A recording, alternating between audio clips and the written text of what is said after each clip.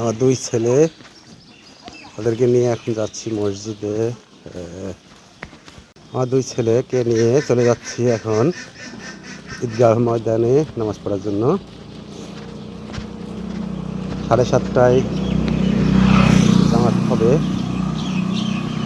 আর কিছুক্ষণের ভিতরে জামাত হবে। সারা গ্রামের লোক। আমাদের গ্রামটা অনেক সুন্দর একটা গ্রাম, কোনো ঝামেলা গ্যাঞ্জাম হামলা মামলার ঘটনা আমাদের গ্রামে ঘটে না। সুন্দর একটা মার্জিত গ্রাম।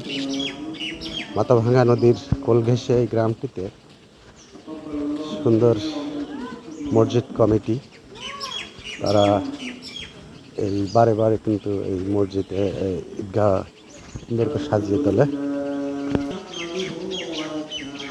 আমার ছেলে স্যান্ডেল নিয়ে চলে আসছে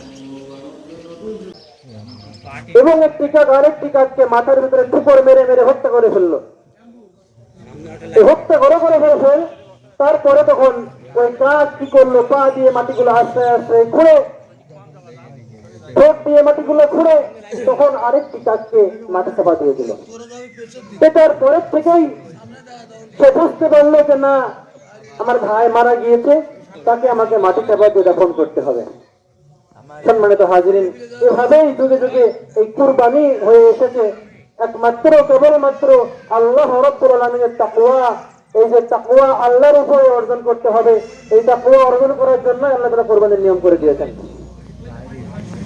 سيئات أعمالنا من يهد الله فلا مضل له ومن يضلله فلا هادي له وأشهد أن لا إله إلا الله وحده لا شريك له وأشهد أن محمدا عبده ورسوله صلى الله عليه وعلى آله وأصحابه وسلم. وقال النبي صلى الله عليه وسلم: اللهم صل على محمد وعلى آل محمد كما صليت على إبراهيم وعلى آل إبراهيم إنك حميد مجيد. اللهم بارك على محمد وعلى آل محمد كما باركت على إبراهيم وعلى آل إبراهيم إنك حميد مجيد.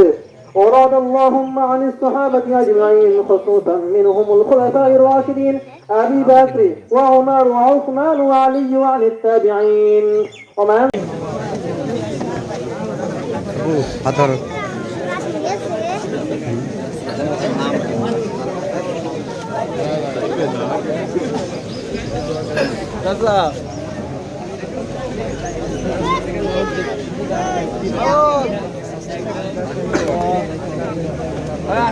আসলে